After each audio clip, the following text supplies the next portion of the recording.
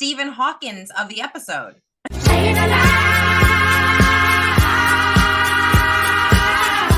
Know whether or not it's right. That right there. Does that look better, or is that too broken up?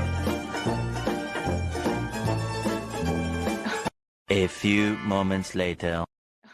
What are you drinking? Wine. And, I class it up in the tumbler. Oh, it's me. Hi, I'm the problem. It's me. Started yet? 15 minutes worth of footage. How about that? Are we talking the meters, or did we transition to the English language? Deleted the meter section because I'm just not. I did the conversions. In our school system, we don't know meters. See, because Kat's got a big brain, okay, and she's too smart, and she does the meters. That's where she loses me. I'm like, You know how long it took me to figure out how to convert Celsius to Fahrenheit? I just learned that like 2 years ago. So I hope you know I still get paid by the hour. He's like, how much am I going to pay for this? I was like, Send him a keychain. And this is how it's going to go. I'm just saying. This is how it's going to go. There, chatters. I'm Nat. And I'm Kat, and welcome to the Crime Chat. I am your forensic femme fatale, and Natalie is your true crime addict connoisseur. We're just two regular, normal, average girls who just have an obsession about dark crimes, evil minds, and occasionally the unknown. And here's your disclaimer, chatters. The following Crime Chat does contain adult content and descriptions of violent and very interesting scenarios of the deep blue sea today. So your listener discretion is advised. Yes, you have been warned. And before we get in today's Crime Chat, I'm seeing the entire Adams household is in front of me. I know Biscuit and Bella are behind you. They're somewhere out there. See me check in, make sure they're not trying to get in this episode by getting in the pool. They may make some cameo appearances. So my amazing husband is our guest this week. Has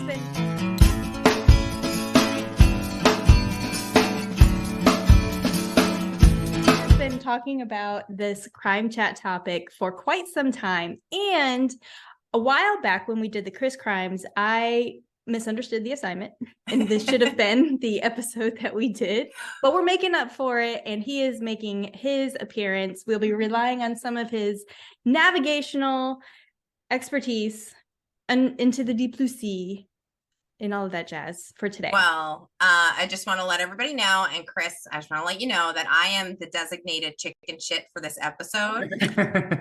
I'm gutsy, but my little friend and this is Skooshie. Squishy, not squishy. Like it. Squishy, okay? We don't tango with Jaws. Like, we just sit that little, you see that little tree, that little underwater tree? What do they call that? Coral? What do they call that? Seaweed? Yeah. It's more like seaweed. We hang there. Go ahead. No, go ahead. You go ahead. You take it. It's your show. I don't want to take over. You talk. I might have to do it weekly then.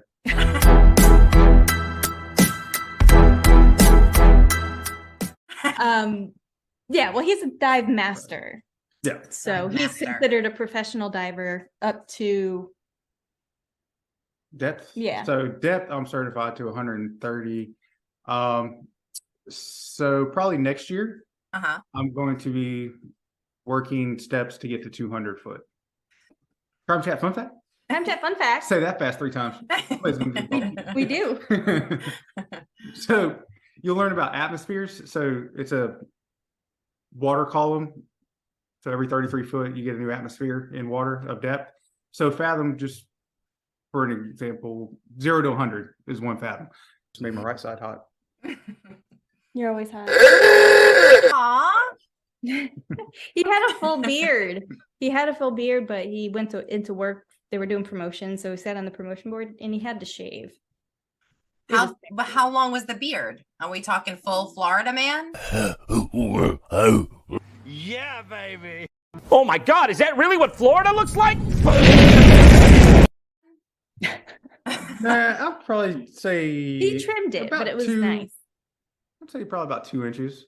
That was it was only 4 weeks, but it's the first time I've ever really been able to grow a beard in my life, because since I was 18, I've been either in public service or whatever. So, well, since we both have been recovering and on the mend, 4 or 5 weeks ago, he had shoulder surgery, and I just had knee surgery. So we've been watching a lot of movies and shows. Did you know there's another Murdaugh special? No. It's on Investigation Discovery. No, I didn't. Oh, yeah. Okay. It was pretty interesting. I know we talked about that for a while. And then last week I talked about the slasher series. We finished Flesh and Blood, which I think Ripper was actually Ripper, in my opinion, Was was better. way better. Really? Yeah. And the cool thing, you know, not to cut it, but to go back to the Murdaugh thing, this would be Sorry. interesting for you. Now, is they took a completely different perspective than the HBO and the Netflix series. Really? It's kind of the same core material, Mhm. but the way they went about it, I thought was pretty interesting. So that definitely a good one to catch. So, okay, I'm going to check that out. So, Puppy check. puppy check. Bad puppy. I didn't call you in. Last week I said to you that I'm kind of sick of Hollywood constantly regurgitating the same Mhm. idea over and over again. Yeah. Yeah. So guess what they're coming out with, Kat? You said The Exorcist last week. Yeah, they're coming out with something else. Oh, They're What? coming out with another Indiana Jones.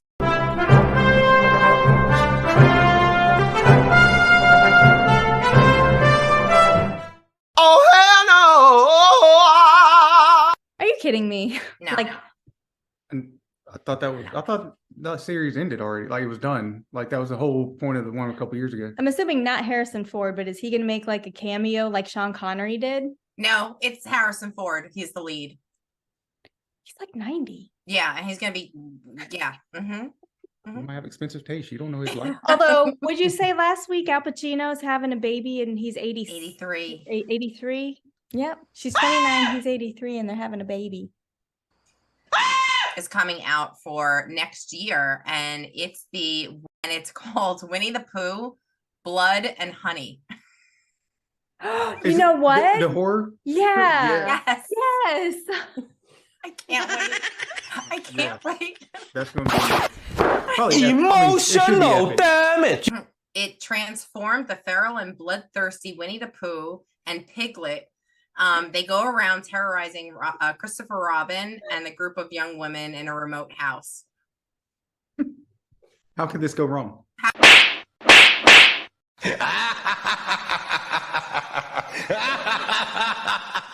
How can it go wrong? I know you guys are going to go over a story about some extreme sport. Oh, yeah. Okay. So you Really? asked Kat asked me to do an intro on extreme sports. Extreme sports are activities that involve high level of danger, adrenaline, and physical exertion. These sports often push the limits of what's considered normal or safe in traditional sporting activities.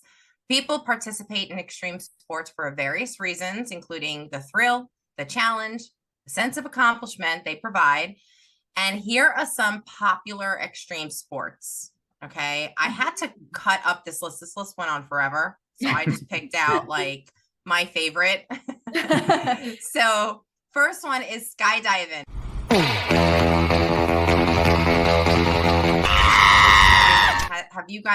Have you guys ever skydived? No. Never. No? Okay. Nope. So I'm down to obvious- try it though. Yeah. All right. Absolutely. This is when you jump out of an aircraft, a perfectly good functioning aircraft. No, thank you. We're going to move on to number 2. Mountaineering, including climbing Mount Everest. Now, I noticed when I researched this one, it said that technically Mount Everest is known not necessarily as a sport, but is known as an adventure or an event. Like they don't categorize it as a sport. Like it's its own thing? I don't know. Like I was looking for extreme sports and Mount Everest was never coming up. And I'm like, why? Where's Mount Everest? Mhm. And they said it's not categorized as a sport. Maybe called it an expedition. They were like, this is an Okay. expedition, not a Yeah. sport. And Yeah, because it's, yeah. So I could see that because they have base camps. So they have different base camps to work your way up before you make your final climb or push to the summit. right. Mount Everest has become probably the most publicized and commercialized mountain that there is. So fun fact, Cass' brother and myself are big into climbing movies and shows. Right. So I know between the both of us, we've probably watched over 20. And 14 Peaks, great documentary about Nims Persia, former English Special Forces commando. He climbed 14 of the tallest peaks, well, the tallest 14 peaks in the world in 1 year. It's never been done before, and he only used oxygen above 8,000 feet. Wow. But there's actually a section where he talks about Everest and why it's the attraction is there, but it's actually taken away because it's so publicized now. These are just a few examples of many, many extreme sports. One of the scariest for me is deep sea diving, because I just have anxiety about the water, me and Skooshie. Okay. It is also known as offshore diving. It involves exploring underwater environments at significant depths. Unlike recreational scuba, the human body can only tolerate a certain amount of pressure, and descending to extreme depths requires different set of equipment and procedures beyond the scope of traditional scuba diving, right? Right. Does that sound correct? So I'd scuba dive too. And I think I went to 30 feet and I freaked the hell out. Like they had to send me back up very slowly on like a tether. Yep. Because I just couldn't do it. Like, to me, underwater, I don't know how you do it.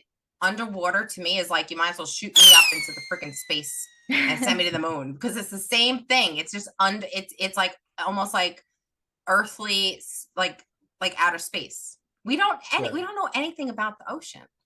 Sure we do. 5%. We know 5% of the ocean, technically. There's fishies. This Skooshie. It's deep sea diving is beyond recreational limits compared to scuba. Divers rely on saturation of diving and other advanced diving techniques. Cat divers, typically, they'll go into a chamber on a ship. You see this a lot for a decompression chamber. Hmm? A decompression chamber? No, because they're not decompressing. Oh. They are compressing. Oh. They are nitrogen loading their body Oh, to go to I depth. see, So I they see, I start see. on the ship Gotcha. and live in a chamber for however long it takes for their body to get acclimated. Highly dangerous. There's actually been several tragedies to where, because we'll talk about later, narcosis, nitrogen narcosis, getting narked out, as some of us call it. They got narked and opened the door. Well, you have the outside air, and then you have the air inside the chamber. And when they do, it creates a vacuum. What happens? Well, do you think all that I'm hanging on to Skooshie? The body inside out, because the pressure changes so much that it collapses everything. It's an explosion, like a spontaneous inside the combustion? body. Well, no, you think like a nuclear explosion, everything gets sucked in and then goes out, right? Because the pressure's so different. Because they're setting you up to be underwater at 600-700 foot for 4 or 5 days. You know? So you kind of like implode. Yeah. Yeah. Is this the stuff that makes you implode? No, that would be more the pressure difference. Okay. Because like we were talking about atmospheres earlier, which we get more into the story. They're setting you up, I think 600 foot, every 33 foot's a new atmosphere. So that inside that chamber, your atmosphere is 600 and 700 foot down, and you're at one atmosphere here. So now you think that door or that chamber suddenly opens, and both those atmospheres try to, fight each other. So you have a massive drop. Oh my God, that sounds one time really freaking scary. Okay. Deep sea diving is challenging and highly specialized field, and it requires extensive training, experience, and a thorough understanding of the risks involved. But it offers the opportunities for scientific exploration, resource extraction, and uncovering the mysteries of the deep sea. Right. It just takes a little guts. It takes a whole lot of guts. A lot of guts and a little squishy or skishy. Yeah, little squishy. I hope that is a good lead into your story. Yeah, it takes us. I'm glad you mentioned the deep sea diving, because we're going to talk about another kind of diving that's just as extreme, just as part of the deep blue sea, and covers free diving. Okay, cool.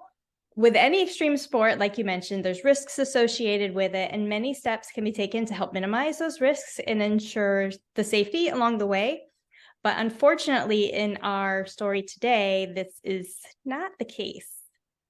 There's many critical checklists and safety measures that should have been in place for this incident, and it had a huge impact on this one-time freediving record holder and her life. In 2002, this French-born 28-year-old Audrey Mestry would meet her fate attempting to break a new record of freediving to 171 meters. Was it actually foul play or just an accident? Oh, okay. The chatters, we are going to tell you the story, and you're going to decide. Okay. Quick, what's the conversion rate? Meters to feet. It's it's 33 meters for, 33 feet for every 10 meters.